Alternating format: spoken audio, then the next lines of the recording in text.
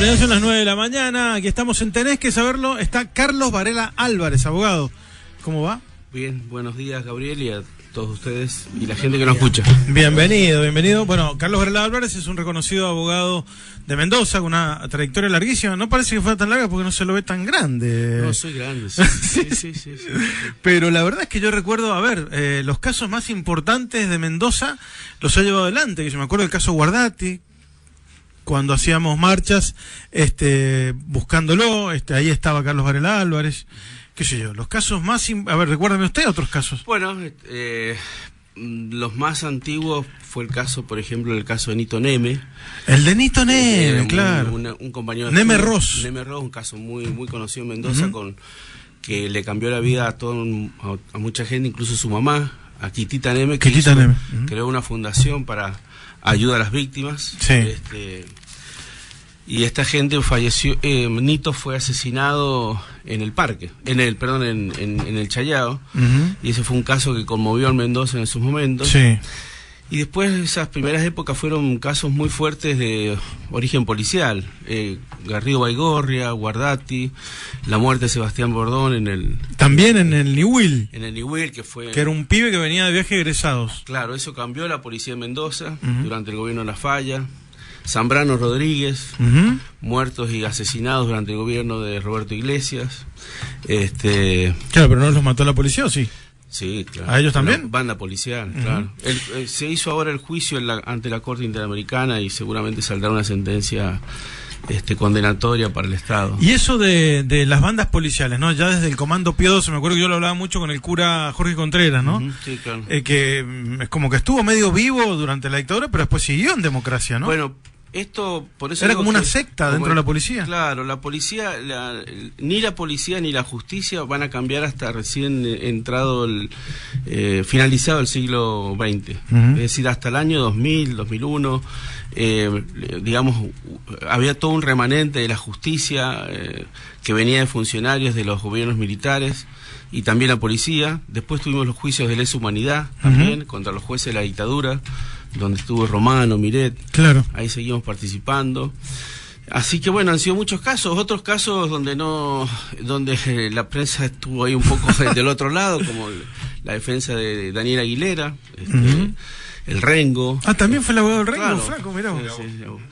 Así que, bueno, Alcázar. No, bueno. Ahí la prensa estuvo. Es que ahí entramos en una cosa. Y finalmente, el caso más impopular para la prensa fue el caso Próbolo, defendiendo a las monjas. Cumico Cosaca y Asunción Martínez. Entre otros, también le tocó defender a De la Rúa. A Alberto Flamarique. Alberto Flamarique en Buenos Aires y un caso con la prensa a favor, Marita Verón en Tucumán. Digamos, eso. Bueno. Por ahí la gente no lo sabe, pero todo el mundo tiene derecho a ser defendido. Digo, hasta seguro. El asesino más cruel, ¿no? Sí. Bueno, eso obviamente que tuvo siempre, digamos, gente a favor y en contra, porque si uno se paraba mucho en el tema de derechos humanos, preguntaban después por qué se tomaban ese tipo de defensas, pero bueno, es la respuesta era Bueno, justo tiene un libro que presentó hace poco Carlos Varela Álvarez, que se llama Por las fronteras de la ley, historia de mis casos penales, que está muy bueno, lo estoy leyendo, y otro libro, porque también se le da la literatura, ¿no? Sí. Take Away, historia de nuestros encierros. Son dos libros juntos que los presentó. Claro, porque ¿Cuándo hace tiempo para escribir? ¿Los viajes de avión? Es una deuda que tenía conmigo mismo, porque mi esposa siempre me decía que tenía que contar los casos. Sí, es verdad. Muchos se van olvidando y por ahí la gente los conoce a partir de la memoria escrita. Y Take Away siempre me llamó la atención. Creo que todos acá tenemos un libro para escribir en la pandemia, ¿no? O sea, sí. Todos tenemos. Entonces me parecía como contar nuestra historia familiar. Yo imaginé un viaje a Chile, fue en el verano, íbamos a Papudo. Entonces imaginé el cruce de los Andes con todos los problemas que había este año de 14, 15 horas de espera. Claro, y ahí empecé a recordar lo que había sido la pandemia para nosotros. Y lo que le pasó al país también, con las fiestas de Olivos, la violencia institucional, la chica de Mendoza que murió en una cárcel, en una alcaldía en San Luis. Eso fue increíble, realmente. Facundo Astudillo, que lo anduvieron buscando por todos lados. Y bueno, después todo lo que uno se le ocurría hacer en pandemia, que como abogados no teníamos mucho que hacer. No había mucho laburo, claro. Entonces me dediqué a traer personas, a pelear por porque Fernández prohibió el ingreso de personas al país de los que habían quedado fuera. Entonces yo empecé a trabajar con la Comisión Interamericana haciendo presentaciones para que esos argentinos pudieran regresar. Entonces ahí conocí un montón de gente, todo ad honorem, ¿no? Pero me sirvió para ser útil donde podía ser. Hay una cuestión que me lo dice la gente, y es verdad, porque a veces los periodistas nos concentramos en el nudo del problema y no contamos cómo terminan. ¿Quién mató a Guardati? Bueno, Guardati sigue desaparecido, el caso ahora está en la Justicia Federal, tenemos varios procesados y ahí hay un problema porque la Justicia Provincial sobreseyó a esas personas, a 4, y hoy día está la discusión si pueden volver a ser juzgados o no, pero sigue siendo un misterio como Garrido Baigorria. Es un misterio, Garrido Baigorria es otro misterio. Sí, el Garrido Baigorria es increíble porque es a las 2 de la tarde, un día sábado, en el Parque General San Martín. Sí. Ahí los secuestran. 2 albañiles. Sí, 2 venían del barrio Flores, pasan la rotonda Orsali y ahí los 2 autos del comando, es decir, en ese momento los Renault 12, los detuvieron, nunca más se supo, hasta que aparecen en investigaciones. El único recuerdo de ellos es que donde uno antes se sacaba la cédula, ahí hay una placa que dice que acá fueron vistos por última vez. Bueno, el Palacio Policial, que ahora es el Museo del D2. Exacto. Impresionante, porque fue en plena democracia. Varela Son los primeros desaparecidos. Los primeros desaparecidos en democracia. Sí. ¿Y quién mató a Nito Neme? Nito Neme fue muy doloroso porque nosotros fuimos a ese juicio y los condenaron. A Aguirre y a la otra persona que trabajaban en una cooperativa policial, y la Corte Suprema anuló el juicio porque detectó que uno de los reconocimientos del único sobreviviente no había sido bueno, o sea, válido, y además porque a estas personas durante el juicio se los excluye de la sala. O sea, no había en ese momento una pantalla para poner, se los excluyó de la sala, el abogado se opuso. Por un tecnicismo, digamos. Claro, y el segundo juicio los absolvieron. Qué fuerte, ¿no? Tremendo fue eso. Es muy fuerte, Quirita quedó destruida, yo lo recuerdo muy bien, gran lucha, pero quedó destruida. Como tantos otros casos, estamos con el abogado de los casos más resonantes del país, el caso de Marita Verón, por ejemplo, también en Tucumán, ¿no? Eso fue tremendo, eso fue tremendo, porque fue un año muy duro. Yo nunca había estado en un caso no era de trata, pero era de trata, no había ley de trata. Con Marita Verón se logra la ley de trata, se lo trata como un secuestro, pero lo más duro fue que incluso no había protocolo, el tribunal no aplicó ningún protocolo para los interrogatorios de las víctimas. Entonces las personas que venían de los prostíbulos, que declaraban, fueron tremendos los interrogatorios, fueron durísimos las audiencias. Claro. Nos echaban de la sala, a los otros los echaban, nos vivíamos peleándonos, y bueno, terminaron absolviéndolos, y luego la Corte los condena. Impresionante también. Ahora, quiero entrar, profesor, vaya agarrándose, porque voy a mencionar la serie del momento, que es la serie Menem. Claro, hay es que un tener mito, es una cosa ¿no? que dicen, ¿no es cierto? Pero de verdad que se ha hecho se ha generalizado esto, de que hay personas que cuando los nombras son yeta o son mufa o traen cosas. Esto, con el expresidente, el turco, Carlos Saúl, se hablaba. Sale en la serie también, que le preguntan. Eso también si sale es en la serie. Sale en la serie. ¿Verdad? También se habla mucho del caso de Monser Alcázar y el vínculo sirio del presidente. Sí. Creo que es uno de los ejes, de los pocos ejes serios de la serie, que no lo desarrollan, porque termina siendo después medio meme la serie, ¿no? Pero uno de los pocos ejes es el acuerdo con los países árabes, y el nombramiento obligado de Amir Ayoma en la agenda presidencial, bueno, sus vínculos con Ibrahim al-Ibrahim. Bueno, Munir Menem era el hermano de Menem, embajador en Siria, o sea, y ese es el enlace, en la serie aparece también, ¿no? Sí, el famoso pueblo. ¿Cómo termina usted de Yabrut. Claro, ¿cómo termina metido usted con los Menem? No con Menem, sino con Alcázar, que lo cuento ahí. Yo me crié mucho en las playas de Chile, y íbamos todos los veranos ahí, teníamos un grupo de amigos. Y un día, no sé, uno de esos amigos, el Checho, me llama por teléfono, acá me dice, oye, huevón, ¿está ahí por acá? Sí, maneja el idioma. Qué bien. ¿Está ahí por acá? Sí, ¿qué pasó? Te quiero ver. Yo dije, chocó, qué sé yo. Y ahí me entero que el Checho trabajaba para una familia árabe en Chile muy conocida o mal conocida, los Batich, los reyes de la basura. Batich. Los Batich eran los reyes, ellos se especializaron en traer cosas usadas, neumáticos usados, que se hicieron un imperio. Pero no era la basura urbana. No. Era basura de descartes de productos. Claro, y por cosas ejemplo, así. los neumáticos usados que los Claro, países descartan. contenedores con descarte. Claro, ellos los revendían. Y estos Batich eran primos, porque bueno, todos los árabes son primos. Claro, sí. Estos eran primos, y entonces ahí me dijeron que y el caso Mena a su vez estaba en plena apogeo publicitario, y ahí me dijeron que querían averiguar sobre la situación de él. Y bueno, ahí entonces empecé a trabajar en el caso, hasta que primero conocí a Ragda Jabal, su esposa, que cuando venía a Mendoza era una nube de periodistas, nos persiguen por todos lados. Y después conocí a Monser en Madrid. Y después en la casa de Marbella. En la casa de Marbella cuento una anécdota que está en el libro, que es muy simpática, porque lo voy a ver y veo que por todos lados estaba mi foto con él. Dije, ¿Por qué? Increíble. Era preso el abogado, claro. ¿Cómo me quiere, Monser? Iba para allá, foto mía, ahí él estaba solo, Ragda no estaba. Y cuando me voy a ir, viene el empleado y empieza a cambiar la foto y pone las del otro que venía. O sea, las van rotando. Claro, bien. Para demostrar cierto afecto. Claro, venía Jimmy. Es buenísimo. Y entonces estaba la foto, toda la casa, una casa grande. Qué producción, ¿eh? Llena de fotos con Monser, con Jimmy. Así que yo que pensé que era... No, sos exclusivo. Era una persona muy querida. No, que cae de sorpresa. Era solo... Te cae de sorpresa y no tiene foto. Claro. No te recibías. Así que bueno. Bueno, Monser Alcázar, ¿quién era? ¿Quién es? Porque un traficante de armas sirio. ¿Y por qué tenía un quilombo en la Argentina el hombre? Bueno, él en realidad... La verdad, diga, no. La verdad, sí. Y Monser ahora está preso en Estados Unidos. Eso también está bueno saberlo. ¿Dónde está? En California está preso. Él viene a Argentina, obviamente, por la apertura del gobierno de Menem. Vienen todos los hermanos de Monser.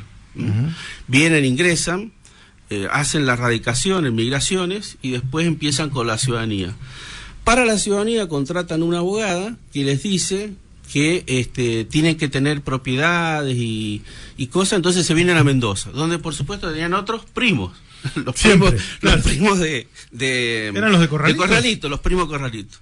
Y ahí hacen como que vivían hace mucho tiempo, como que tenían propiedades, y eso es lo que hace que todas esas declaraciones sean falsas. Efectivamente, él no vivía ahí.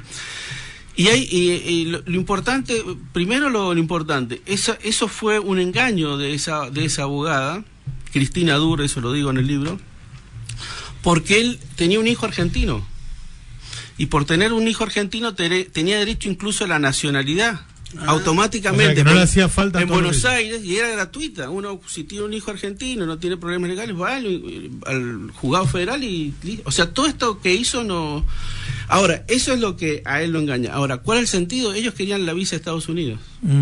El día que obtienen la nacionalidad, Ragda Jabal va al consulado norteamericano, pide la visa, eso despierta la alerta del Ministerio del Interior, José Luis Manzano, explota en Mendoza con el juez Rodríguez, y bueno, ahí sale un grupo de casos de cosas turbias de otras personas, pero ahí explota el lío político, son expulsados del país, todos los primos se van, y ahí comienza la historia de Monser Alcázar y cómo él obtuvo su DNI, su pasaporte. El pasaporte, claro, el juez López Cuitiño también del claro, y ahí decía que él se había sacado la foto con el traje Menem, entonces, bueno, pues si usted es más grande que Menem, bueno, toda una historia, pero él tenía un vínculo. Él es el que se casa en el registro civil de la colonia Segovia, en Guaymallén.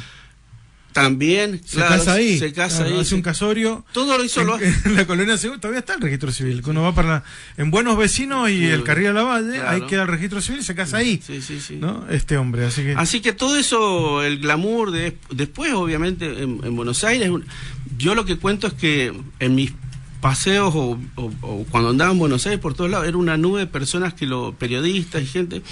Nunca tuvimos nada agresivo, al contrario, era una persona muy seductora el punto de vista, bueno, también seductora el otro punto de vista, tenía muchas chicas, o digamos, billetera mata galán, a mí no me pasa eso. Un buen conquistador, así es. Y después terminó mal porque el gobierno de Estados Unidos lo detectó en una operación de agentes encubiertos haciendo negocio con las FARC. Y como las FARC, o sea, vendiéndole armas a las FARC, y como las FARC son consideradas terrorismo, entonces lo detienen él como vendedor de armas a un grupo terrorista. Fue preso en Madrid y extraditado a Estados Unidos, condenado a 40 años y está ahí. Su relación con él terminó, digamos, ¿no? ¿Terminaron amigos? ¿Usted lo ha ido a visitar a la cárcel? No, a la cárcel no, pero yo seguí hasta que el final del juicio en Argentina, donde lo condenan, y después quedó esto sujeto a la extradición, que era prácticamente imposible que lo traigan. Y durante 2 o 3 años él siguió escribiéndome, mandándome los saludos navideños. Ese otro libro, ¿eh? Sí, quedó una muy buena relación, pero después ya no tuve más contacto con él. Impresionante. Bueno, y los casos más resonantes, ¿no? Ya hemos hablado de los que tienen que ver con, qué sé yo, con movimiento de armas, corrupción, todo lo demás, pero después el caso de Flamarique, que, bueno, hemos hablado con él también, que fue un escándalo político nacional que también cambió la política, porque fíjense que en los anteriores casos eran policías que mataban personas y cambian la policía. Y en el caso de la Banelco, en el Senado de la Nación, cambia la política, de alguna manera, ¿no? En que se vayan todos y todo lo demás. Fue un caso para mí fue, digamos, no hay forma de pagar eso, porque por un lado significa irse de la casa, en mi caso, ¿no? Ir a trabajar a Buenos Aires, volver, igual con Marita Verón, pero el gusto en Buenos Aires, además que salió bien, porque no lo acusaron, es que toda la clase política uno lo pudo interrogar, toda la clase y periodística, o sea, tenerlo a Chacho Álvarez y poder preguntarle, que tenga la obligación de contestar, de tratarlo como a un testigo. Ahí cayeron todos, Palito Ortega, llegó súper producido, llegó dando lástima y así se fue. ¿Lloró? Sí, lloró. Llegó con un gabán todo demacrado y no me acuerdo. Pobrecito. No era la felicidad. Y bueno, pero todo el Frei Storani, Joaquín Morales Solá, Terraño, toda la clase política, Elisa Carrió, más de 100 agentes de la CIA en ese momento. Entonces, digamos, como abogado es extraordinario poder estar con... Usted lo pudo juzgar, es decir, no es una llamada a una radio para putear. No, estuvo ahí en un tribunal y poder preguntarle, claro, y decirle y preguntarles y digamos, contrapreguntar y no estar satisfecho con la pregunta. Bueno, juntando la prueba, eso es único, porque incluso Moyano fue el único que llegó con una barra, pero tremendo. O sea, llegaron y coparon la sala el Moyano cuando fue a declarar Moyano. Así que bueno, eso. Pero con la justicia de aquellos tiempos, con la de hoy, digo, ¿ha cambiado? ¿Sigue lo mismo? Digo, quizás un abogado puede decir si hay justicia o no, hay casos no resueltos, pero para ellos sí saben dónde está la solución o no, pero a veces es muy difícil, también hasta pueden correr peligro.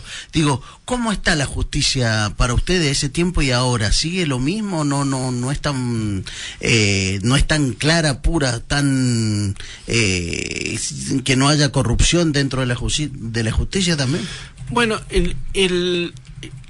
la mayor deuda que hay de la justicia de los años 2000 y tanto es la impunidad, el no resolver las cosas, claro. Es decir, bueno, a ver dónde está guardado, qué pasó con Marita Verón, bueno, qué pasó.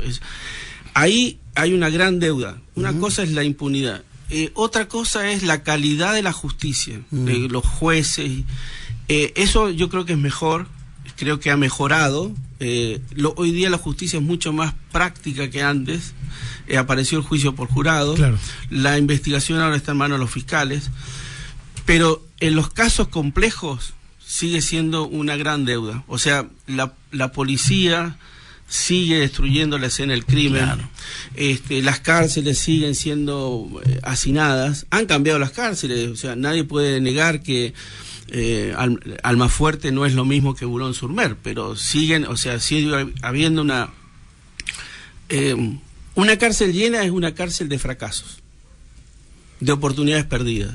O sea, eso nos tendría que conmover a nosotros. ¿Por qué fracasa tanta gente? ¿Por qué llega tanta gente? ¿Y por qué no se previó sobre todos los casos? Eso es un punto de vista. En los casos de femicidio, claro. Así decir, ¿por qué llegamos hasta acá? El otro es por qué las cárceles no los transforman en otras personas también, ¿no? Porque si siguen amontonando gente sin poder transformarlos en otras personas, tampoco sirve, digamos. El hacinamiento es el principal problema, porque usted para poder estudiar tiene que hacer cola. Para ir al médico tiene que hacer cola. Para ir a la iglesia tiene que hacer cola. Entonces, el problema es que no hay turno. Entonces, no voy a la escuela, no me quedo en la celda. Entonces, evidentemente que a la cárcel puede ser muy buena la celda, pero si no tiene una estructura que tenga un proyecto, sirve. Para mí el éxito está en la persona que sale, donde exista algún programa que lo devuelva, porque si no vuelven a lo mismo. Vuelven a lo mismo. No, y si no quieren irse, porque no tienen dónde ir o porque saben que afuera es peor. Van a fracasar, claro, seguramente. Tal cual. Bueno, Carlos Varela Álvarez, que ha presentado 2 libros. ¿Los libros se consiguen en librerías o no? No, es un gusto. Es un gusto y están en mi, no sé si los ven en cámara, oficina. Ahí está. Bueno, los tiene él. Sí. Tienen que contratarlo y les regalan un libro. Sí. Y la consulta gratis. No, gratis no. La consulta gratis son las peores, me parece. ¿Has sabido hasta dónde meterse? ¿Has sentido miedo en todos estos años de laburo? En el caso de Sebastián Bordón nos robaron todo el estudio, por ejemplo. Mientras estábamos ahí nos robaron. Ah, me acuerdo de eso. Sí, nos robaron y estábamos a 2 cuadras de la casa de Roberto Iglesias en ese momento. Estábamos en la calle República del Líbano. Nos robaron todo. En algún caso he visto algún seguimiento, pero seguimientos. Y en un caso, pues son 2 casos pesados, Varela. Por eso le digo, no es tan fácil. Por eso digo, me imagino que en algún momento. Sí. ¿Y saben hasta dónde tienen que llegar? ¿Usted se atrevió a más? ¿O pensó en su familia? Digo, a veces esas cosas pasan, ¿o no? No, yo creo que tengo una gran familia, pero en algún momento no me pasó nada, pero creo que en algún momento fui más. Por ejemplo, le doy un caso así personal. Llevaba un caso muy doloroso para mí, que es Mario Gómez Yardes, una persona que fue torturada en Mendoza, acusada falsamente de ser ladrón y violador, chileno, así que cuando fue a la cárcel fue un desastre. Y esa persona fue declarada inocente. Producto de ese caso, nosotros metimos preso unos 17 policías, 3 médicos, y después destituimos a un juez, Enrique Noll. Todo ese proceso. Pero bueno, por ejemplo, me toca una audiencia en la Comisión Interamericana de Derechos Humanos.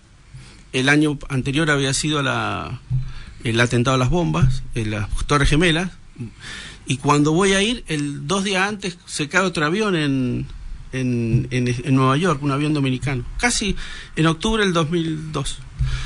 Entonces, bueno, fue toda una discusión en la familia si ir o no ir, porque pensaban que estaba bajo fuego de nuevo. Además entrar a Estados Unidos después de que cambió todo. Y bueno, lo hice. Me despedí de la familia, no sabía qué iba a pasar. No pasó nada. Sí, pero son momentos que hay que transitarlos, ¿no? Claro, fueron esas cosas así personales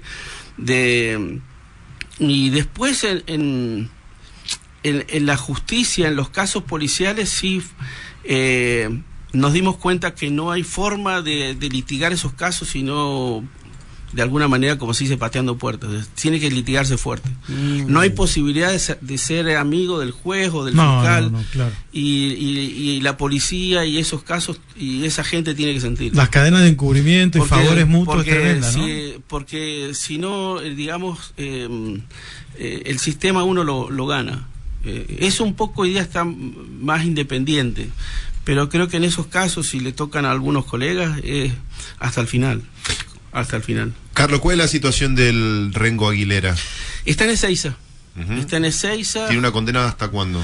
Y bueno, yo lo defendí un momento y después él lo derivó a un gran amigo, Omar Benier, que falleció. Y Omar y su familia y sus hijas lo defendieron. Creo que tiene una condena alrededor de unos 15 años y lo trasladaron al sistema de máxima seguridad que tenemos hoy día con Patricia Bullrich en Ezeiza. Ahí está en Ezeiza cumpliendo condena. Qué bárbaro. Mire usted. ¿Sabe que a veces nos preguntamos, es medio complicada, porque no sé cómo me va a contestar usted, pero sí a veces nos planteamos, y a veces hasta con mi hija, porque lo han visto en la facultad el tema, ¿no? Y siempre se arma quilombo. Cuando se toca el tema Nisman, lo hablan ustedes tienen esta cuestión de que si lo mataron, no lo mataron. Ustedes entre sus colegas lo comentan, lo hablan, tienen una opinión sobre el caso. Depende de los grupos, pero de grupos de personas así, donde generalmente pueden ser gente con pensamiento parecido o gente con... Entonces cuando no estamos con gente donde pensamos parecido, afortunadamente, y que es muy rico siempre, salen las distintas posturas. Pero hay una gran lección en eso, es que todos tenemos información sobre los casos por los medios de comunicación. Entonces...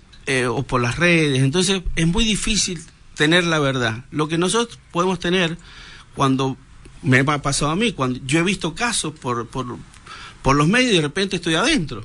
Y digo, pero esto no es tan así. Hay mucho humo también en los entonces, medios. Bueno, y cuando son casos mediáticos hay muchísima información. Entonces, lo que uno puede hacer es tener una opinión. Y la opinión quiere decir que no tengo la verdad, sino que un punto de vista, mi punto de vista. Y en mi caso, punto de vista, es un caso muy difícil, muy complejo. Pero yo digamos, apoyo la teoría de la muerte, del asesinato. Del asesinato.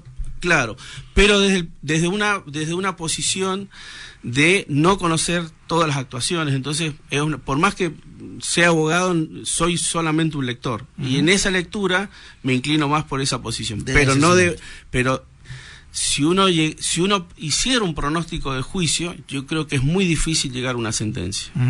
Está bien. Bueno, eso intentamos con Carlos Varela Álvarez, saber el final de los juicios, que a veces los medios no los informan y nos quedamos pendientes. ¿Quién mató a quién? ¿Qué pasó al final con este caso, no?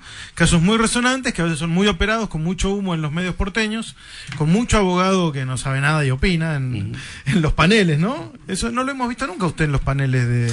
Sí, a mí me llama... ¿Lo han invitado? Sí, pero no me gusta mucho porque justamente cuando veo a veces programas de televisión y los abogados se ponen a opinar y dan punto de vista, lo hacen demasiado asertivamente. Yo creo que por más que a lo mejor hay cuestiones técnicas importantes, pero en general debe primar siempre el sentido común de quienes informan o hablan. Está muy bien. Bueno, gracias por venir, gracias por los libros, muy interesante realmente la labor, y bueno, que haya mucho laburo por delante, ¿no? Bueno, muchas gracias a ustedes. Muchas gracias. No, por favor. Buena mañana. El doctor Carlos Varela Álvarez.